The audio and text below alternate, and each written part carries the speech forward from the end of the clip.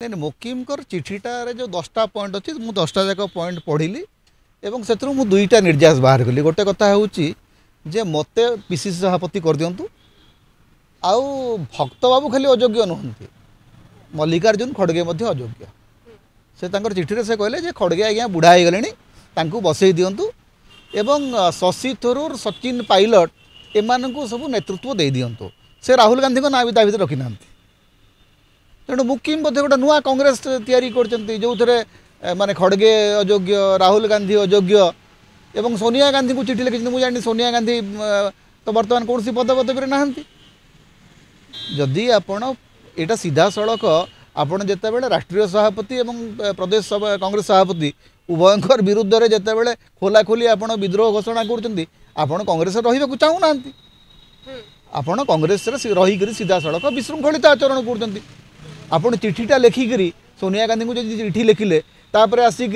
जो मैंने निरंतर कांग्रेस विरुद्ध में गपंती जो टेलीविजन गुड़िक से आप बसिक आपण चिठीर विज्ञापन कर केबे कांग्रेस लोक थे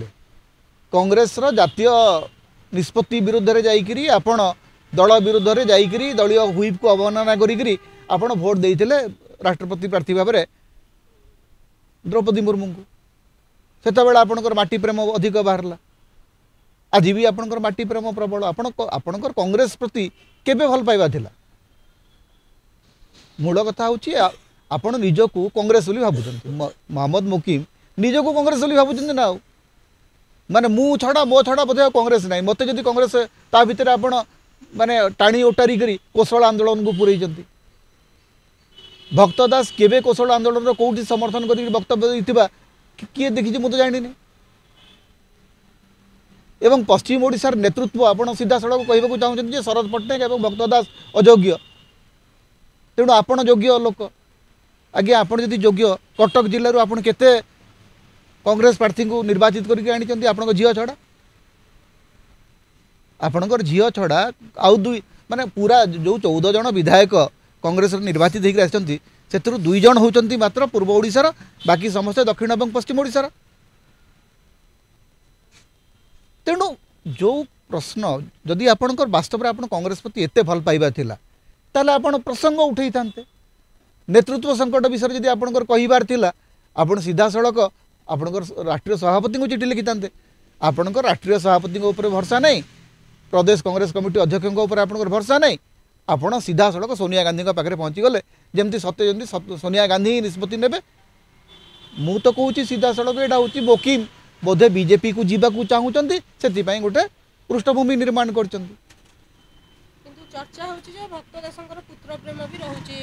देखो भक्त दास अनेक भूल भटका थी पारे मु तो कहूनी भक्त दास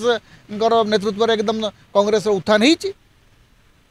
विशेषकर जितेबाला नुआपड़ा निर्वाचन पर भक्त दास प्रतिक्रिया रे जो भाया कथा आसला से आसवा कथा नुह से सतर्क रहा उचित टे बैलेंस रखार था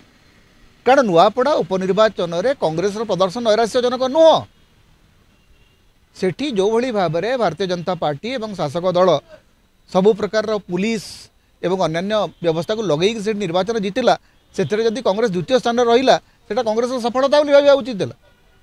मुझे जानी भक्त बाबू से कहीं विचलित होते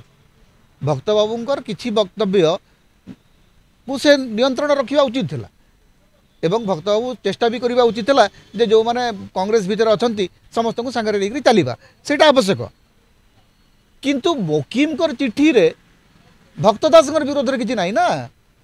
मोकिमकर चिठी रे सीधा सड़क जातीय सभापति विरुद्ध में अभियोग कराई जे बुढ़ा हो गले खड़गे बाहर कर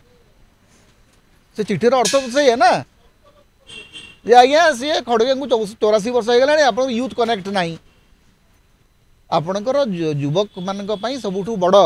जदि नरेंद्र मोदी 76 वर्ष बयस से युवक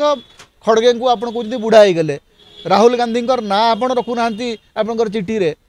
राहुल गांधी नेतृत्व प्रति आप आस्था नहीं ताले आप कांग्रेस कहीं अच्छा आप सीधा सड़क बीजेपी एजेंडा सेट कर कांग्रेस ना धरिकी